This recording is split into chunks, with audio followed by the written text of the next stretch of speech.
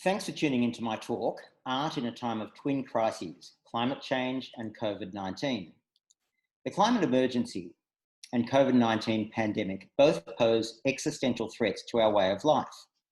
What ethical responsibility do the arts have to engage with the challenging issues of our time? What can or should we do as artists, academics, audiences and institutions? I'd firstly like to acknowledge the traditional owners of the unceded lands on which we are gathered for this virtual meeting, and I pay my respects to their elders past, present and future. I acknowledge that they have lived on and taken care of this land for tens of thousands of years, with culture, custom and knowledge inextricably bound together. My name is Guy Abrahams. I'm the co-founder of CLIMARTE, Arts for a Safe Climate. I'm an art consultant, an art valuer, but mostly I'm a climate change activist. I've been a lawyer, run a commercial art gallery, and sat on various arts and environmental boards. I don't consider myself to be an expert on anything, but the things I'll talk about today have been occupying my mind for well over 40 years. These thoughts are based on study, readings, and discussions I've had with real experts in all sorts of fields. If this was an academic paper, there'd be a hell of a lot of footnotes. Because there won't be a time for Q&A, I'd be very happy to receive any questions, requests for references or information, or even just if you want to have a chat about things via email. One other preliminary comment, however, is that although I refer mainly to art and artists, galleries and museums, I'm actually referring to the whole range of creative practitioners and all the institutions that support, promote and present their creative works.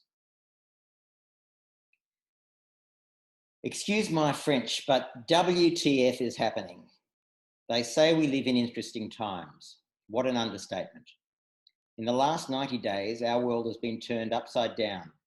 In Australia, we have seen unprecedented heat waves and bushfires, with millions of people affected and billions of animals incinerated, followed by an unprecedented pandemic, resulting in unprecedented health impacts and unprecedented government interventions, with unprecedented economic consequences. And then this week, another unprecedented major bleaching of the Great Barrier Reef. Interesting times indeed. If the COVID-19 pandemic has taught us one very important lesson, it's that on a global scale, we're all intimately connected. Humans, all other species, and the biosphere which we inhabit. It's no longer enough to think global and act local, because global is local. That is something scientists and environmentalists have been trying to explain for decades, and yet the more humans have measured their progress by the amount we produce and consume, the less we've been willing to acknowledge our dependence on the natural systems that govern life on this planet. We've been even less willing to accept that our sheer numbers, when coupled with our technology and behaviour, are actually changing those very systems. We've become a geological force. This era is called the Anthropocene. The source of the COVID-19 pandemic is not yet confirmed, but many scientists believe that it originated in bats, transferred to anteater-like animals called pangolins, and was then transmitted to humans. Part of the reason that this may have occurred is the trade in wild animals and their slaughter in so-called wet markets, where they are sold for food and other purposes. Thus, human activities have played a key part in allowing the virus's transmission to human populations. Human activity is also the major factor in the other existential crisis we continue to face, what some now call the climate emergency.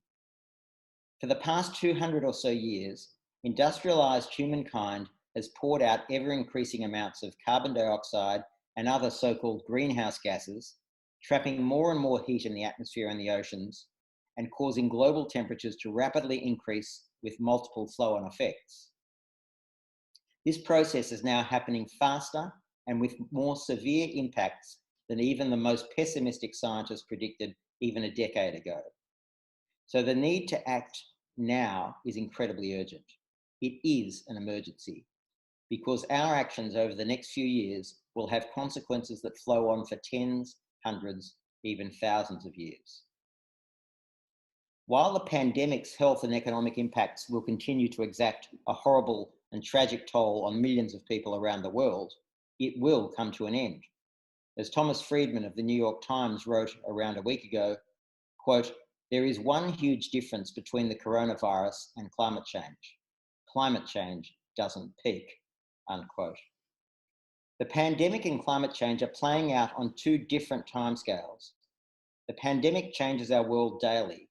The effective actions we take to suppress its spread can be measured in a few days or weeks. It's likely a resolution will take months or maybe 1 or 2 years.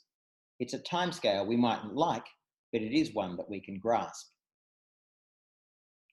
Although climate change has emerged far more slowly on our human timescale, its speed in geological terms has been, you guessed it, unprecedented. We're now experiencing impacts of a changing climate that has its origins in carbon pollution that began accumulating many decades ago. So the effective actions we take today will only become apparent in coming decades and centuries. We need to flatten the curve of emissions and bring them down to net zero well before 2050, and then somehow soak up the excess greenhouse gases. Otherwise, we'll be heading for a world that has such a fever, no amount of climate ventilators or other solutions will be able to save our civilization from catastrophe and probable collapse. On the way to that unhappy day, we will increasingly experience environmental, economic, and health impacts far more serious than those we are experiencing now. It is sobering to note that the prestigious international medical journal, The Lancet, has called climate change, quote, the biggest global threat, the biggest global health threat of the 21st century. But enough already, I hear you say. What's this got to do with art? What's it got to do with us artists, architects, designers, academics, audiences, and arts institutions? From my perspective, the answer is pretty clear. Climate change, like the pandemic, is right now affecting each one of you, your family and friends, your work colleagues, your community, every human. But climate change, unlike the pandemic, is affecting every living thing on this planet. So we must all be engaged and active, and the arts community doesn't have some special exemption. On the contrary, I think it should be extra concerned and extra responsive. 15 years ago, author and climate change activist Bill McKibben wrote, "Climate change hasn't registered in our gut. It isn't part of our culture. Where are the books?" he asked. "The poems, the plays, the goddamn operas." For decades, climate experts around the world, oceanographers, physicists, biologists, atmospheric scientists, among others, have warned us of the dangers we face by ignoring the laws of chemistry and physics. Their research has meant that climate change is an overwhelmingly accepted realm of scientific knowledge. Together with these scientists, economists, engineers, policy experts, and social researchers have already provided us with many of the strategies and technologies we need to solve the climate problem. But climate change was never only a technical problem. It is a social and cultural problem. David Buckland, artist and founder of the UK organisation Cape Farewell, says climate is culture, pointing out that our understanding of and response to the climate crisis is reflected, shaped, and focused by multiple cultural lenses. Dense scientific arguments and the complex facts and figures, as you saw in the previous slide, often fail to move most people to concern or action. Despite storms, droughts, and fires, at present, we're still sleepwalking through this climate emergency. Art, on the other hand, can not only show, but it can make us feel the very problems that we are facing. It can reflect on and interpret our predicament. It can enable us to imagine possible responses and possible futures. Put simply, artworks have the capacity to wake us up. They can confront us with astonishing and occasionally uncomfortable possibilities. The arts allow us to recognise our situation, to experience it viscerally, to grieve, to hope, and to encourage, to find support and to find meaning. They provide important means by which we can begin to absorb, process, and integrate the meanings of climate change into our lives. They can motivate us to act with purpose to create better outcomes.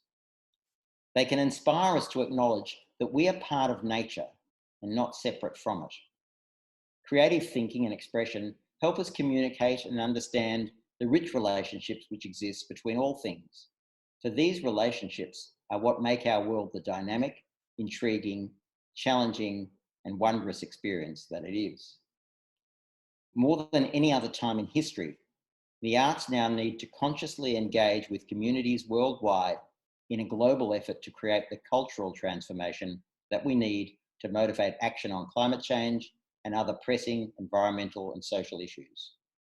Artists, art critics, and art theorists are increasingly being drawn to environmental art, environmental aesthetics, and eco-criticism. This shift in artistic concern is now becoming visible, including in Australia, and for the past 10 years, it's been fostered and promoted by our own organisation, CLIMARTE. CLIMARTE's work is founded on the understanding that public action on climate change depends on visceral emotional engagement. It seeks to amplify and mobilise public responses to climate change in ways that are underpinned by the facts of climate science, but it seeks to extend beyond the language of science, recognising that climate facts are sometimes not easily interpreted or understood, and that facts alone don't necessarily move people to action. CLIMARTE has brought together a broad alliance of arts organisations, practitioners, administrators, audiences, and academics from across the spectrum of the arts. They are committed to advocating through the arts for immediate, effective, and creative action to be taken to restore a safe climate capable of supporting a healthy and sustainable environment. With the appointment in 2013 of Bronwyn Johnson as our Executive Director, CLIMARTE began to develop an ambitious program of projects and events. In 2014, CLIMARTE and RMIT University sponsored the public forum Art, Climate Ethics, What Role for the Arts? Held at Melbourne's Federation Square, it was attended by over 500 people and was part of the Sustainable Living Festival. In 2015, CLIMARTE presented work by Australian artist Debbie Simons as part of ArtCop 21. This was the cultural response to the United Nations Framework Convention on Climate Change negotiations in Paris, which produced the so-called Paris Agreement. Paris at that time was crowded with climate-themed artworks, from its metros to its major plazas. In 2015, 2017, and 2019, CLIMARTE produced the Art plus Climate equals Change festivals, intended to harness the creative power of the arts to inform, engage, and inspire action on climate change. At its core, these festivals posed an important question. How do we unleash the power and reach of the arts to engage people in this most important conversation in human history? Art plus Climate equals Change was described by the Huffington Post as one of, quote, the world's top 10 climate events for 2015. And CLIMARTE was also awarded the prestigious City of Melbourne Prize for contribution to environmental sustainability by a community organisation. Over the course of these festivals, some 40 museums, galleries, and other institutions in Melbourne and regional Victoria produced specially curated exhibitions on themes around climate change and a myriad of related issues. The festivals included numerous public activities and programs, commissioning of key resources to support the school curriculum, and keynote addresses by highly regarded international speakers. Together, the three festivals had a visitor attendance of more than 500,000 people. And in 2016, Melbourne University Press published the 160-page book Art plus Climate equals Change, containing essays by Kelly Gallatley, Director of the Ian Potter Museum of Art at the University of Melbourne, and John Wiseman, Deputy Director of the Melbourne Sustainable Society Institute. Unfortunately, the hard copy is sold out, or fortunately for us, but it is held in many library collections, and the ebook version is still available from Melbourne University Press. The 2015 festival included the Maldives Exodus Caravan Show by Soren Dalgaard. Installed in Federation Square, this somewhat playful reference to the island nation that is at the forefront of sea level rise caused by climate change depicted refugees from the Maldives as they would need to move into caravans in other parts of the world, taking with them only a symbol of their island paradise, the inflatable palm trees, which you can see on the roof. Inside the caravan, videos were played showing the very problems facing the Maldives, both ecological and political. The second festival was held in 2017. Its centrepiece was the massive video installation Exit, which CLIMARTE and the Ian Potter Museum brought to Australia from France. Exit, which is an immersive 360-degree projection of animated maps covering a range of climate-related themes, had previously been shown to acclaim in Paris at the Palais de Tokyo during the Paris climate negotiations. In the lead up to the 2019 festival, CLIMARTE met with local community groups and key actors in the Latrobe Valley to discuss the impacts of the closure of Hazelwood Power Station, the mine fires, the community experiences in understanding the transition to a potentially new sustainable future for the valley. From these meetings, CLIMARTE, together with the Latrobe Regional Gallery, commissioned artists Mandy Martin, Alexander Boynes and Tristan Parr to create the installation Rewriting the Score, which was comprised of a 12-metre painting, a digital video projection and a soundtrack. It portrayed the transition of the valley's natural and industrial environment, transporting the viewer from mountain ash forest in the Latrobe Valley, forest into the Latrobe Valley today. The transformative power of socially engaged artworks cannot be underestimated. Rewriting the Score was a critical and popular success within the Latrobe Valley community. CLIMARTE has also initiated the CLIMARTE Poster Project, commissioning artists to produce wall posters on the theme of climate change. These thoughtful and sometimes provocative images from a range of artists were pasted on walls in and around the city of Melbourne. The resultant images were vivid and powerful. They ranged from the sublime and subtle, such as John Campbell's fading Great Barrier Reef, to Siri Hayes's Southern Skies All A Swirl, which show a wind farm and this map of the skies in that Van Goghian map, in that Van Goghian style. That is the map of the wind around southern Australia. And then, of course, to the caustically funny Hazelwood by Gabrielle de Vietri and Will Foster. Hazelwood became the subject of media attack for its topic and for the public sponsorship that made it possible. The debate over its comments about the ancient Hazelwood Power Station, then the most polluting source of energy in Australia, provided additional discussion about the need to close this plant, which then occurred a year later. There has been a worldwide burgeoning of climate change arts events and organisations, as well as a growing body of literature. Organisations such as CLIMARTE and also the Climate Museum in New York, the Centre for Art and Environment at the Nevada Museum of Art, and the previously mentioned Cape Farewell UK have all been at the forefront of global efforts to accelerate action on climate change. All these organisations bring people from diverse backgrounds together and give audiences the opportunity to consider the issues from their own perspective, in their own time, and by experiencing the creative explorations and collaborations of artists, curators, scientists, and policy experts. As a social issue, climate change still divides opinion and communities, yet the arts seem to be able to circumvent some of these barriers and start productive discussions where other approaches fail. They therefore have a vital role to play in helping us grapple with, interpret, and respond to climate change. This is the sort of work that CLIMARTE has sought to do over the past decade.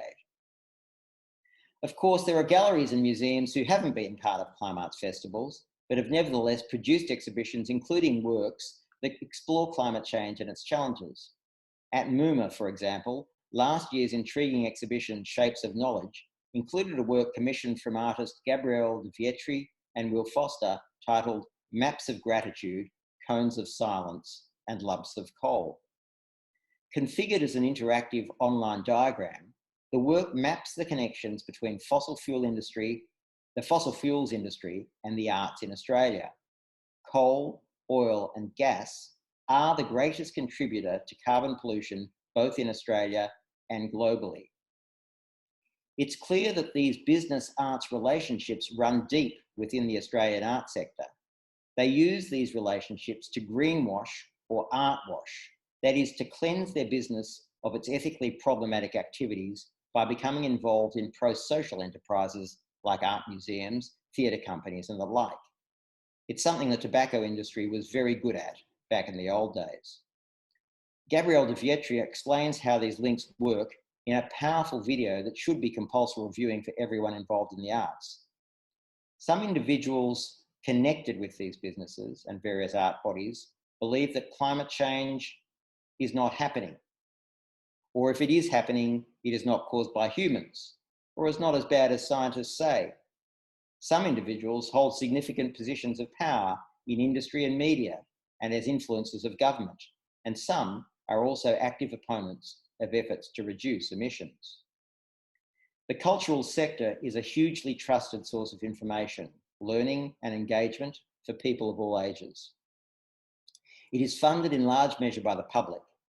A 2008 study found that 77% of museum visitors rated them equal or higher in trustworthiness than all other sources of information.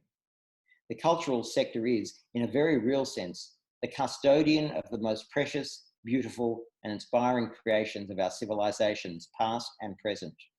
And yet, culture sometimes courts the very barbarians whose actions threaten to destroy the foundations of those civilizations, that is, a safe climate. When it comes to the fossil fuel industry, I think it's time that the arts began to practice some very severe social distancing. It's clear then that we have most of the technical and policy solutions to arrest climate change. The roadblocks to action and implementation are political, social, and cultural. So, what can we do? Here are some ideas. They are personal, communal, and institutional, and many of them are as applicable to this time of pandemic as they are to our era of climate change. Firstly, all of us can look at our day-to-day practices and work out ways to use energy, lighting, exhibition design, materials, travel, and other products and processes more efficiently and with less impact on our world. All of us need to consider and plan for climate impacts on ourselves, our arts practice, our artworks, and our audiences. Already this year, we were dealing with bushfires either directly or indirectly. For example, the National Gallery of Australia was closed due to smoke and its adverse effects on staff, public, and their artworks. Some institutions, like the Wangaratta Performing Arts Centre, were acting as places of refuge for people impacted by the fires. And places such as the Bundanon Homestead were scrambling to protect their artworks and relocate them to safer places. Having a plan for these sorts of eventualities is important for ourselves, but it also sends a clear message by setting an example to our peers and the broader community. Institutional governance is important both for the institutions themselves and, again, as a public declaration, an example setting to their audiences, their institutional peers, and the broader community. Good governance should include adopting policies on climate change, sustainability, funding and sponsorship, investments, and board and trustee memberships. Institutions should produce substantial, detailed, and publicly available climate action plans and report outcomes in their annual reports. It's important to create connections across and within communities. Bringing the us's and them's together through the arts can help break down divisions and entrenched positions and beliefs. We can do this individually and also through any organisations we're connected with. As we have already seen, artists can create and institutions can curate works that explore climate change and its impacts. Artists can join a climate action organisation. There are many to choose from. Institutions can also join or otherwise support some of these organisations. Both artists and institutions can lend their talents, resources, and voices to those organisations. Artists and institutions can, on their own accord, advocate both privately and publicly for policies and practices that will accelerate climate action, both within the arts sector and more broadly. We should all be kind to ourselves and to others. Recognise and encourage the therapeutic benefits of creative practice, both amongst professional creatives, but also amongst the great mass of the creatively stifled public. Creative activities can relieve stress, encourage mindfulness, and give purpose. So why not share your talents with friends and family, or even amongst the other communities that you mix with? In times of global stress, we need to acknowledge the value of experiencing culture, both as practitioners and as audiences, thus creating emotional resilience to the sadness, frustration, and despair that we all sometimes feel. After all, these are hard times. Artists can bear witness to what is happening. You can help us get through these times, reflect on what we are all experiencing, and try to make sense of both our feelings and the many changes to our environment and society. You and your work can inspire our capacity to transition to better ways of being. You can provide us with the imaginaries, the visions of what a new way of living could look like. And finally, and perhaps most importantly, you can create hope, a completely renewable resource. But we need a certain type of hope. It's not the hope of she'll be right, mate. It's not the hope of I wish things were different. It's not the hope of magical thinking or leaving it to someone else, or the belief that one day someone will invent the perfect solution. That's not hope, that's abandonment. The hope I speak of is active, creative, and wise. It's hope born of courage and action. With courage and action, humans have overcome daunting obstacles and achieved remarkable reforms. The abolition of slavery, the recognition of civil rights and then human rights, the end of apartheid, the acceptance of same-sex relationships and then marriage, the defeat of fascism, the fall of the Berlin Wall, and now even in this incredible, unprecedented global response to the COVID-19 pandemic. We must always remember that the future is not predetermined. It's ours to create. So whether we're talking about the COVID-19 crisis or the climate emergency, the question's the same: to create or not to create? I think you know the answer. Thank you. And please send any questions or requests for information to the email address on the screen. Keep safe.